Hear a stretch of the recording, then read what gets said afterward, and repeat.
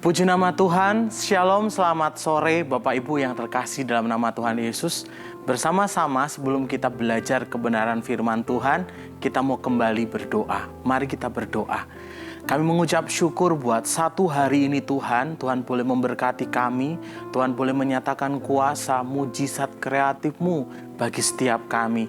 Dimanapun kami boleh berada hari ini, kami mau belajar bersama-sama tentang kebenaran firman-Mu. Tuhan Yesus tolong setiap kami, buat kami mengerti isi hati Tuhan buat setiap kami. Di dalam nama Tuhan Yesus Kristus, haleluya, amin. Shalom Bapak Ibu Saudara yang dikasihi oleh Tuhan. Senang sekali saya dapat berjumpa dengan Bapak Ibu Saudara semua. Dan tentunya kabar kita dahsyat dan luar biasa.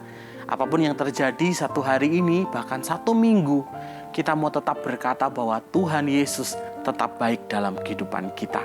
Mari bersama-sama kita mau belajar firman Tuhan Bapak Ibu.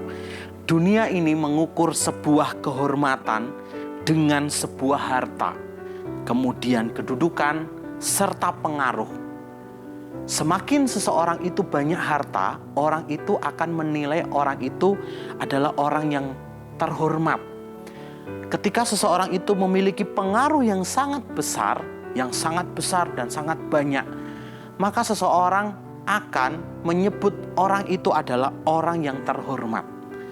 Kata terhormat itu memiliki pengertian dihormati atau dimuliakan.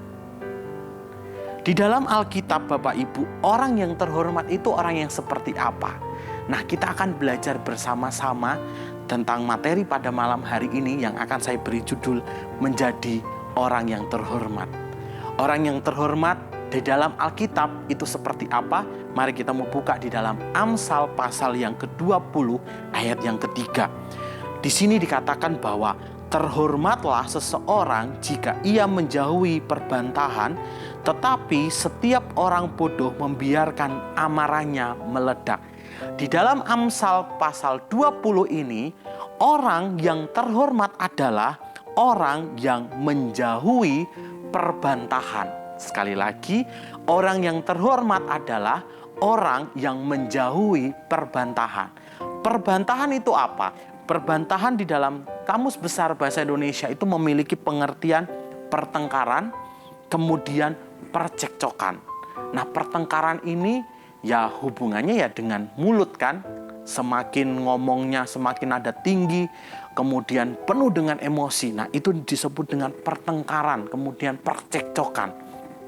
Di dalam terjemahan Amplified Bible dikatakan bahwa orang yang terhormat itu adalah seseorang yang berhenti dari perselisihan dan menjauhkan dirinya. Sekali lagi, orang yang terhormat adalah seseorang yang berhenti dari perselisihan dan menjauhkan dirinya. Jadi saya katakan bahwa orang yang terhormat itu adalah orang yang berani untuk mengontrol dirinya untuk berhenti, untuk stop. Kemudian tidak hanya berhenti, mengontrol dirinya untuk berhenti, untuk stop, tetapi dia menjauhkan dirinya. Dia memalingkan atau dia berganti fokus, pergi, meninggalkan.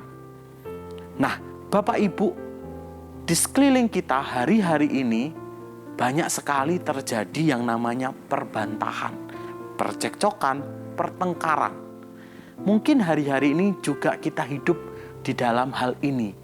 Saya percaya bahwa sore malam hari ini bukan hal kebetulan, tetapi Tuhan ingin mengajar setiap kita. Nah, jikalau mana beberapa hari yang lalu pemerintah memutuskan untuk memperpanjang PPKM, dan di sini menuai banyak respon. Ada yang pro, ada yang kontra. Mereka yang tidak mendukung kebijakan ini, mereka meluapkan amarah mereka, emosi mereka dengan sebuah video sindiran, atau mereka membuat sebuah tulisan dan lain sebagainya. Nah, itu adalah bentuk ekspresi dari mereka yang tidak puas. Dan hari ini saya percaya bahwa Tuhan ingin mengajar, mendidik kita supaya kita memiliki hikmat, supaya kita menjadi orang yang terhormat. Tadi apa Bapak Ibu? Orang yang terhormat adalah orang yang menjauhi perbantahan. Malam hari ini kita akan belajar bersama-sama mengapa kita harus berhenti dan menjauhkan diri kita dari perbantahan. Yang pertama, dikatakan di dalam ayat 2 bagian B, siapa membangkitkan marahnya membahayakan dirinya. Amin. Yang pertama, mengapa kita harus berhenti dan menjauhkan diri dari perbantahan? Yang pertama adalah karena perbantahan dapat membahayakan diri. Sekali lagi, karena perbantahan dapat membahayakan diri. Di dalam terjemahan firman Allah yang hidup dikatakan di ayat yang kedua ini adalah kemarahan raja sama seperti kemarahan singa. Membangkitkan amarahnya sama saja dengan mempertaruhkan nyawanya. Amin. Nah, ini adalah sebuah gambaran jika kita hidup di dalam sebuah perbantahan. Saya percaya Bapak Ibu Saudara, tidak ada yang berani mengusik kehidupan singa liar. Kalau ada berarti itu adalah hal yang konyol. Karena apa? Karena sama aja membahayakan diri kita. Demikian dalam kehidupan setiap kita sebagai orang percaya. Kalau kita hidup di dalam sebuah perbantahan, berarti kita mengizinkan hidup kita ini di dalam sebuah bahaya. Ada cara Bapak Ibu untuk kita tidak membahayakan diri kita. Yaitu dengan cara apa? Dikatakan di ayat yang kedua tadi, yaitu menjauhi perbantahan. Dikatakan bahwa kita harus berhenti dalam terjemahan Amplified Bible tadi. Kita harus berhenti dari perselisihan itu dan menjauhkan diri kita. Kedengarannya sih seperti pengecut ya Bapak Ibu ya. Kalau kita menghadapi segala sesuatu ya kita harus hajar dong gitu kan. Akan tetapi inilah firman Tuhan. Kita diajar untuk apa? Untuk kita memiliki hikmat Tuhan. Ketika kita dalam posisi ini, dikatakan bahwa berhentilah dan jauhi. Kontrol diri kita. Kontrol pikiran kita, tindakan kita, mulut kita semuanya. Untuk katakan stop, berhenti. Kemudian kita menjauhkan diri. Nah, itulah Bapak Ibu, kenapa kita harus berhenti dan menjauhkan diri kita dari perbantahan, supaya kita tidak membahayakan diri kita. Yang kedua, mengapa kita harus berhenti dan menjauhkan diri dari perbantahan? Yang kedua, dikatakan ayat yang ketiga bagian B, tetapi setiap orang bodoh membiarkan amarahnya meledak. Sekali lagi, tetapi setiap orang bodoh membiarkan amarahnya meledak. Yang kedua adalah karena perbantahan membuat orang menjadi bodoh. Dalam terjemahan Amplified Bible, kata bodoh ini memiliki pengertian orang yang membenci kebijaksanaan. Orang yang bodoh adalah orang yang pernah diajar kebenaran-kebenaran Tuhan, tapi dia tidak mengerti, tahu dosa, tetapi masih melakukannya. Nah, ini sama ya Bapak Ibu ya. Jadi orang yang bodoh adalah ya orang yang membenci kebijaksanaan, membenci sebuah kebenaran. Udah tahu salah, tetapi tetap dilakukan. Nah, itulah orang bodoh. Saya percaya kalau kita dikatain orang yang bodoh, tentunya kita tidak terima. Tapi kalau kita hidup kita masih melakukan sebuah perbantahan, hidup di dalam sebuah perbantahan, maaf, mungkin ini adalah kata yang disematkan buat kehidupan kita yang hidup di dalam sebuah perbantahan, perselisihan dari hari ke hari. Orang bodoh itu adalah orang yang menyia-nyiakan sekelilingnya. Karena apa? Karena dia menuruti sebuah ego. Dia menuruti kemarahan mereka. Dia rela kehilangan orang-orang yang dikasihi, orang-orang di sekelilingnya, hanya untuk memuaskan apa? Egonya, kemarahan mereka. Dan dia mengizinkan dirinya dikuasai oleh keinginan. bukan dikuasai oleh sebuah kebenaran. Saya percaya Bapak Ibu Saudara, hari ini biarkan hidup kita diizinkan dipimpin oleh Tuhan, dipimpin oleh Roh Kudus. Maka hiduplah dengan damai, dengan hikmat daripada Tuhan. Ada sebuah cerita Bapak Ibu. Cerita ini dikatakan bahwa ada sebuah kerajaan di Mongolia bernama Raja Genghis Khan. Pada waktu itu kerajaan ini sudah selesai berperang. Kemudian raja ini mengajak refreshing seluruh pejabat kerajaannya untuk berburu. Nah, raja ini mengajak tentaranya juga, kemudian mengajak pejabat kerajaannya juga ini untuk berburu. Tidak hanya mereka, tetapi mereka juga membawa anjing dan serta burung Raja Wali. Tujuannya apa? Supaya ketika nanti mereka tersesat, mereka dapat pulang ke kerajaannya. Nah, suatu kali raja ini pergi bersama-sama, mereka berburu. Singkat cerita, lamanya berburu membuat raja ini sangat kelelahan. Kemudian mereka memutuskan untuk mencari air untuk diminum.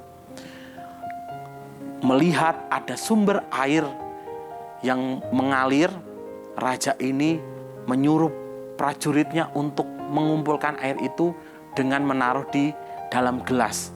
Setiap tetes, 2 tetes, 3 tetes gitu. Terusnya sampai gelas itu terisi penuh oleh air. Ketika raja ingin meminumnya, burung Raja Wali dari atas itu langsung menukik Bapak Ibu. Menyerang gelas yang dipegang itu dan membuat air di dalam gelas itu tumpah terjatuh. 1 kali. Kemudian raja menyuruh lagi untuk prajurit ini menaruh sebuah gelas itu dalam airnya yang menetes itu tadi. Hal yang sama terjadi ketika air itu sudah penuh, ketika mau diminum oleh raja. Raja Wali itu dari atas kemudian terbang menukik, kemudian menyerang, membuat jatuh gelas itu dan airnya tumpah kembali. 1 kali, 2 kali, 3 kali. Sampai terakhir raja sudah marah Bapak Ibu. Raja jengkel. Kenapa saya tuh lagi haus, pengen minum. Ketika saya mau minum, kenapa Raja Wali itu selalu menyerang gelas yang saya pegang ini. Terakhir, raja menyuruh prajurit untuk menaruh gelas itu kembali. Setelah gelas itu terisi penuh oleh air, ketika raja ingin meminumnya, kemudian raja mengambil sebuah pedang, kemudian menyerang Raja Wali itu.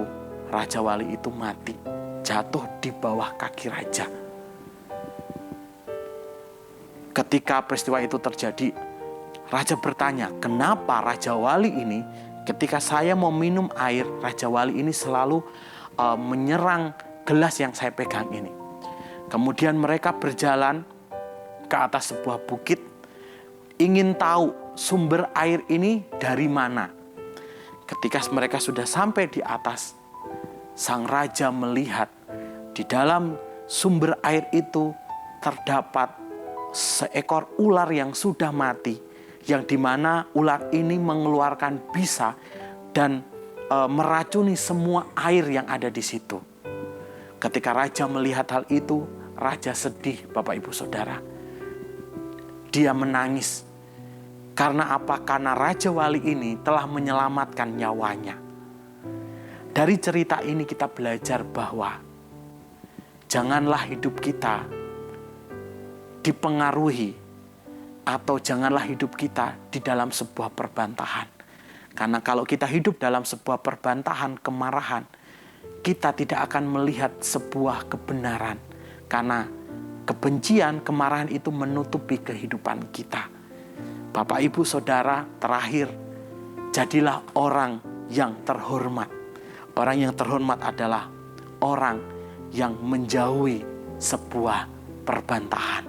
Amin. Mari kita berdoa. Terima kasih buat kebenaran firman Tuhan pada hari ini. Tuhan Yesus mengajar setiap kami, Tuhan. Berikan kami hati Berikan kami kebijaksanaan untuk kami boleh mengusahakan hidup kami baik di dalam Tuhan. Lewat firman Tuhan ini, kami tetap terus ditegur dan diajar Tuhan. Untuk kami boleh mengontrol diri kami. Untuk kami boleh hidup di dalam Yesus Kristus Tuhan. Ampuni setiap dosa kami ketika kami meluapkan kemarahan kami menjadi hal yang sia-sia. Ketika kami memilih memutuskan untuk hidup dalam perbantahan, ampuni kami Tuhan.